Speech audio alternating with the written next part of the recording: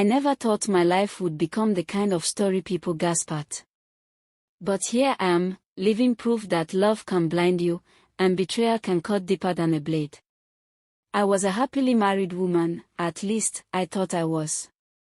My name is Mabel, a 34-year-old woman with 2 beautiful children, Nancy and Tom. My husband, Daniel, was the kind of man people described as dreamy. Tall, soft-spoken, very successful in real estate. He made money. I supported him when he was starting out, even when we had barely enough to eat. But money changes people. Or maybe it just reveals who they really are. When I gave birth to Tom, things became overwhelming. I was managing the kids, home, and helping out with Daniel's business accounting. My body was tired.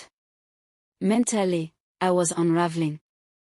Daniel noticed and suggested we get help. I agreed. He insisted we needed a live-in nanny. And then he brought in Amora. She was 24, curvy, confident, and always smiling. Something about her rubbed me the wrong way, but I shook it off. I wasn't the jealous type. I believed my husband loved me.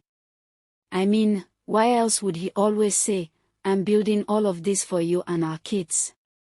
But the signs were always there. At first, I thought I was being paranoid. Amora would wear really short dresses at home.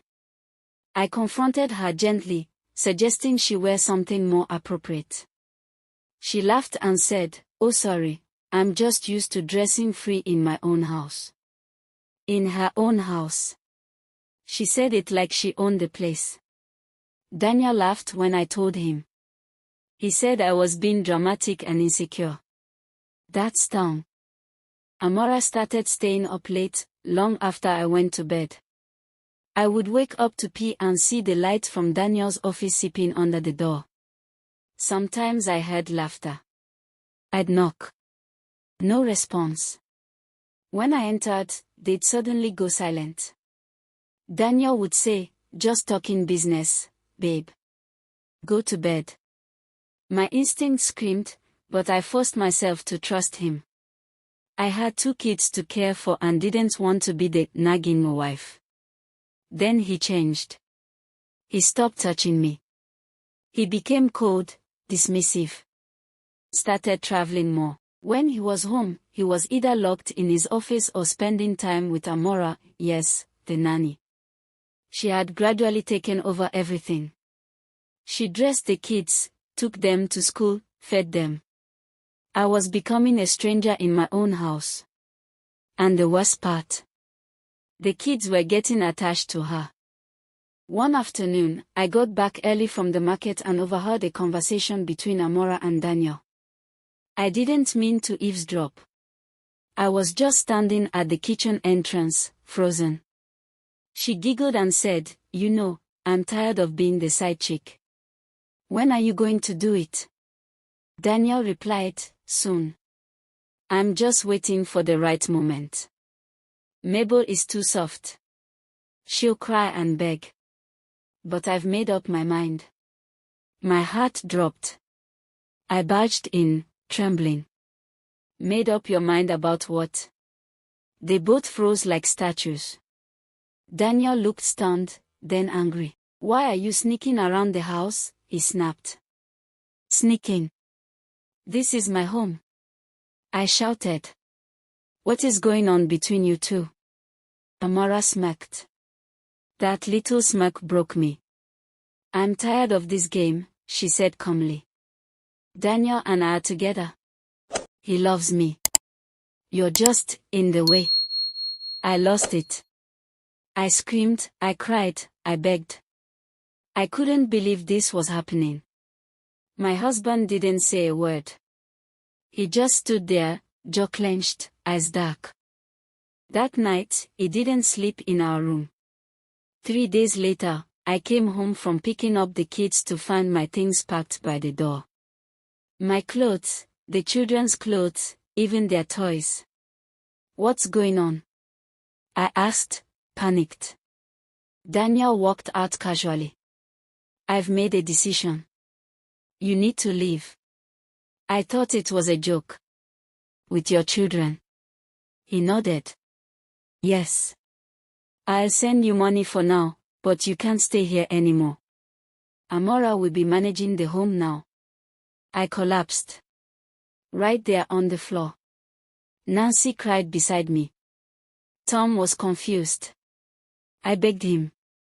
I pleaded. All he said was, "Don't make this harder than it already is." I had no choice. I took my kids and moved to my cousin's place. I had nothing, no job, no access to our joint account, and no explanation to give to my children. The first few weeks were brutal. I cried every night. My kids kept asking why we left. Why Daddy didn't come visit. I didn't know what to say. How do you explain betrayal to a 6-year-old?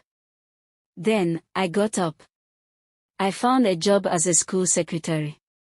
It paid little, but it was something. I enrolled in a night course for accounting. I started freelancing again on the side. Slowly, painfully. I built a life. And through it all, I never stopped loving my kids. I became both mother and father. I took Nancy to dance classes, Tom to the park every Sunday. We had little, but we had each other. A year and a half later, Daniel called. I was stunned. He sounded drunk. Slurred. He said, "Mabel. I made a mistake." I hung up. But he kept calling. Eventually, I answered. He told me Amora drained his accounts. She forged his signature, sold one of his properties, and vanished. Just like that. He was broken. Alone. He asked if he could come see the kids. I said no. He begged. Said he would change. Said he missed me. That he was under a spell. I told him, "You weren't under a spell when you threw us out.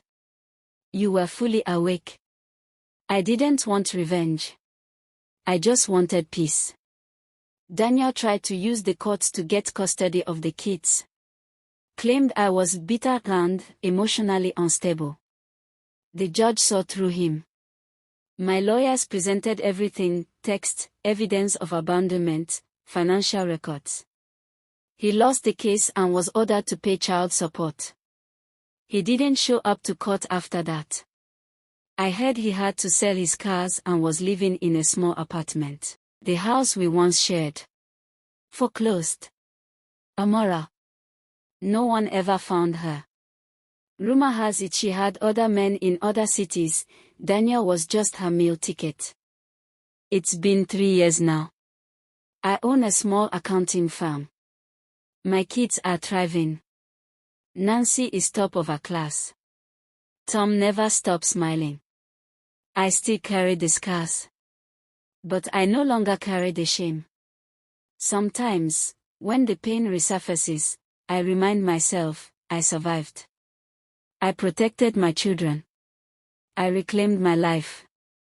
And as for Daniel, he threw away his family for a moment of lust. And it cost him everything. If you find this story interesting and relatable, do not forget to subscribe, like, comment and tune in for more enchanting tales.